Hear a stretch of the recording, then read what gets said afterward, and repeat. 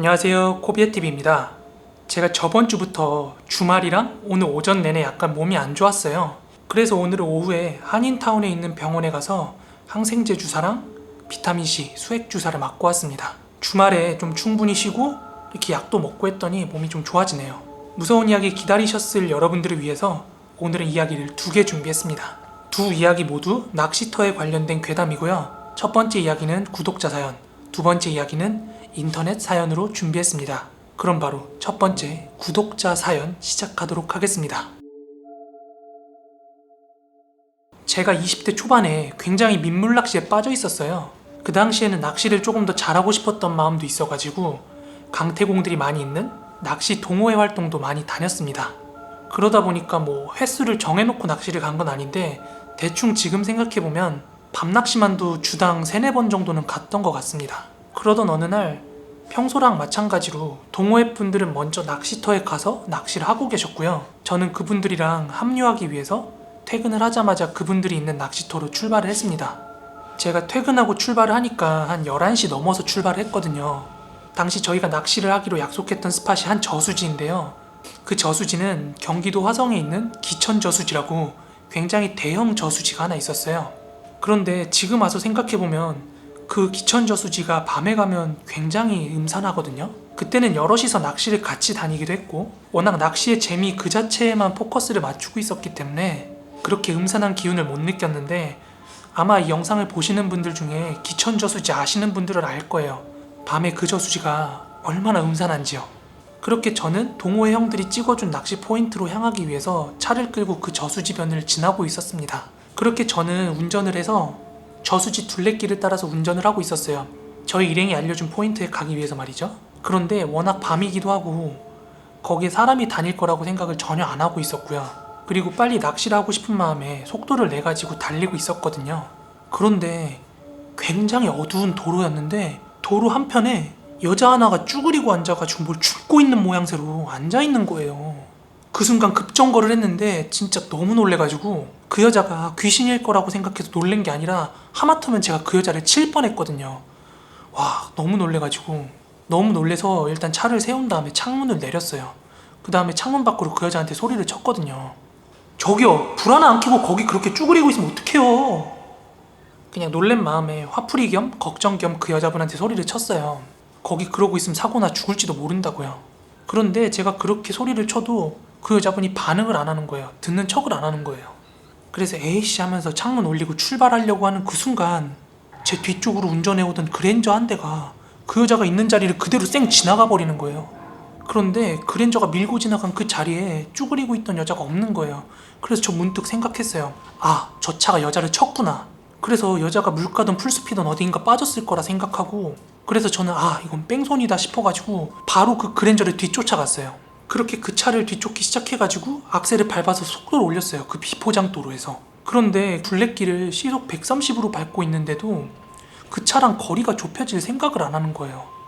그렇게 저는 뺑소니범을 잡아야 되겠다는 생각 하나밖에 없었기 때문에 미친듯이 그 차랑 거리를 좁히려고 속도를 올려서 밟았는데 도무지 달려도 그 차랑 거리가 좁혀지질 않는 거예요. 그러니까 제가 어느 방향으로 가고 있다라는 걸 인지를 못한 채 그 차만 보고 계속 쫓았거든요. 그렇게 뺑소니 차를 쫓고 있는데 어느 순간 아까 그 여자가 쭈그려 있던 그 자리를 지나고 있는 거예요, 제가. 그리고 아까 그 차가 쳤을 거라고 생각했던 그 여자가 그 자리에 다시 쭈그리고 앉아있는 걸 발견한 거예요.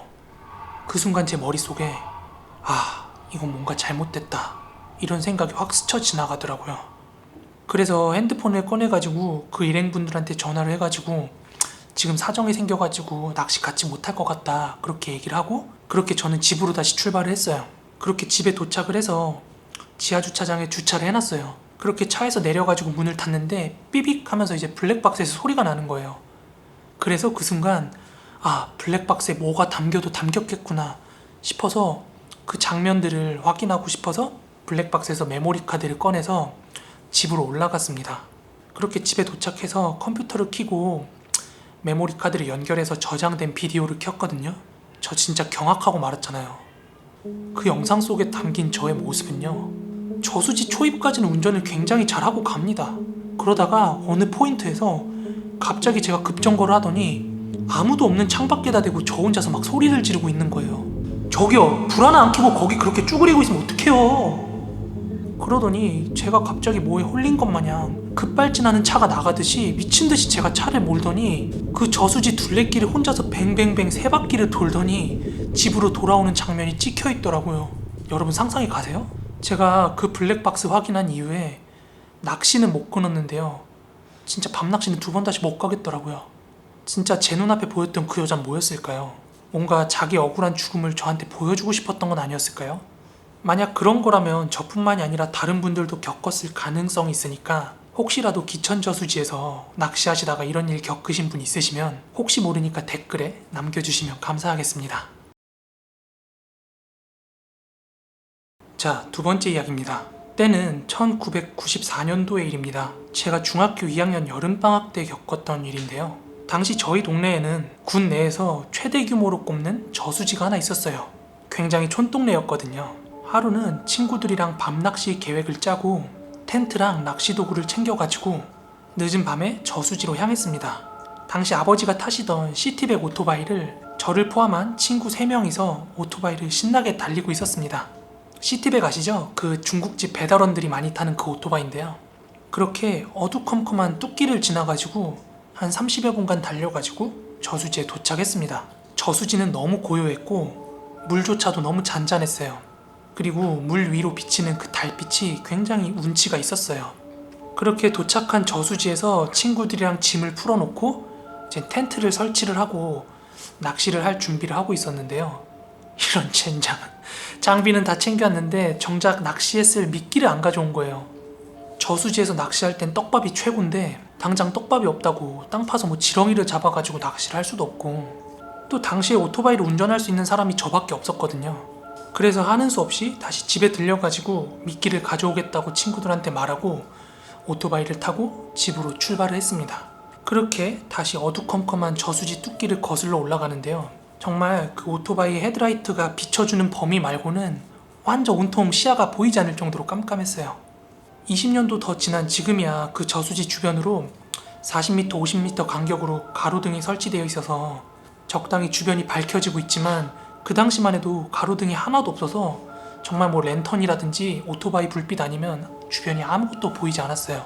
그렇게 한참 달리고 있는데 저 멀리서 뭔가 오토바이의 헤드라이트 불빛을 반사시키는 게 보이더라고요. 그렇게 별 생각 없이 계속 오토바이를 몰고 가고 있는데 그 물체가 가까워지면서 확인이 됐는데요. 웬 하얀 옷을 입은 여자가 뚝길을 따라가지고 시내 방향으로 걷고 있는 거예요. 그 순간 뭔가 이상한 느낌이 스치긴 했는데 무섭다기보다는 그 시간에 여자가 조명 하나 없이 거길 걷고 있는 게 좀 이상하잖아요. 그리고 동시에 그 당시에 사춘기였기 때문에 제 등 뒤에 뭔가 여성을 태운다는 그런 로망이 있었기 때문에 잠깐 오토바이를 세워서 그 여성분께 여쭸어요. 저기 시내 가시는 길이면 뒤에 타세요. 제가 태워다 드릴게요. 제가 이렇게 말한 기억이 아직까지도 분명하게 나요. 그랬더니 그 여성분께서 말없이 제 뒤에 올라타더라고요. 분명히 그 여성분께서 제 등 뒤에 탔던 것까지 기억이 납니다. 그렇게 그 여자를 태우고 한참 오토바이를 달리고 있는데요. 기분이 뭔가 이상해요. 뭔가 제 몸으로 차가운 기운이 스며들어오는 것 같은 느낌. 그리고 뒤에 사람이 타고 있으면 제 옷이 눌려야 되는데 제 옷가지가 팔랑거리면서 안쪽으로 바람이 들어오는 게 뒤를 돌아봤는데 제 뒤에 타고 있던 그 여자가 없는 거예요. 정말 그 순간 너무 당황해서 혹시라도 그 여자분이 제 뒤에 타고 있다 떨어진 게 아닐까 싶어서 오토바이를 세우고 그 여자분이 어디 떨어지지 않았나 싶어가지고 이렇게 찾고 있었어요. 그런데 느낌이 이상해요. 제가 분명히 자갈길을 걷고 있긴 한데 발 한 걸음 한 걸음이 너무 힘겹게 걸어지는 거예요. 그런데 그 여성분은 온데간데 없고 제가 뭐 랜턴을 가지고 있는 게 아니라서 그 어둠 시야에 적응을 해가면서 그 여성분을 찾고 있었어요. 저기요 혹시 있으면 대답 좀 해보세요. 혹시라도 제 목소리를 들으면 대답이라도 할까봐 그렇게 소리를 치면서 찾는데 돌아오는 건 메아리 치는 제 목소리뿐이더라고요.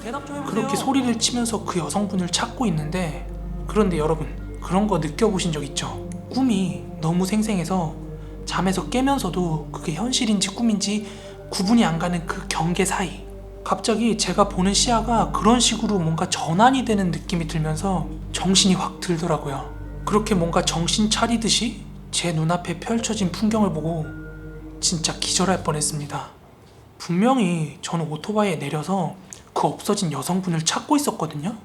그런데 정신을 차리고 난 후에 저는요, 이미 저수지 물속으로 턱끝까지 물이 찬 곳까지 들어가 있었고요. 제 눈앞에 펼쳐진 풍경은 제 목 아래까지 출렁거리는 저수지의 물결이었습니다. 그런데 더 무서운 사실은요, 제가 서 있던 곳에서 몇 발자국만 앞으로 갔으면 저수지의 지하 수문 입구였습니다. 한마디로 밑도 끝도 없는 물밑으로의 절벽이었어요. 정신을 차리고 나서 그 수문으로 빨려 들어가기 싫어가지고 미친 듯이 물 밖으로 뛰어나왔어요. 그렇게 허겁지겁 물 밖으로 뛰쳐나와서 오토바이를 타고 집으로 향했습니다. 그런데 저수지에 친구들이 기다리고 있으니까 돌아가야만 했는데, 그런 일을 겪고 도대체 돌아갈 사람이 누가 있겠어요. 그때가 94년도니까 핸드폰을 가지고 있을 일 만무했고, 그렇게 저는 놀란 마음을 달래고 집에서 잠을 자게 됐습니다. 그리고 아무것도 못하고 잠만 잤던 그 친구들에게 딱 다치지 않을 정도로 참 많이 맞았습니다. 그런데 저는 제가 겪은 게 있으니까 억울해서 친구들한테 얘기를 했는데 뻥치지 말라면서 끝끝내 믿질 않더라고요. 벌써 수십 년 전에 겪은 일이지만 제가 중학교 2학년 때 그 여름방학의 저수지를 아직도 잊지 못하겠습니다. 도대체 그 밤에 제가 태운 여자는 누구였을까요? 그리고 왜 그 여자는 혼자서 시내 방향으로 걷고 있었던 걸까요? 네, 오늘 제가 준비한 이야기는 여기까지입니다. 오늘 이야기도 어떻게 좀 들을만 했나요? 재밌게 들으셨다면 좋아요랑 구독하기 한 번씩만 부탁드리고요. 저는 다음 시간에 더 무서운 이야기를 준비해서 돌아오도록 하겠습니다. 그럼 모두 좋은 밤 되시고요. 지금까지 코비애TV였습니다. 감사합니다.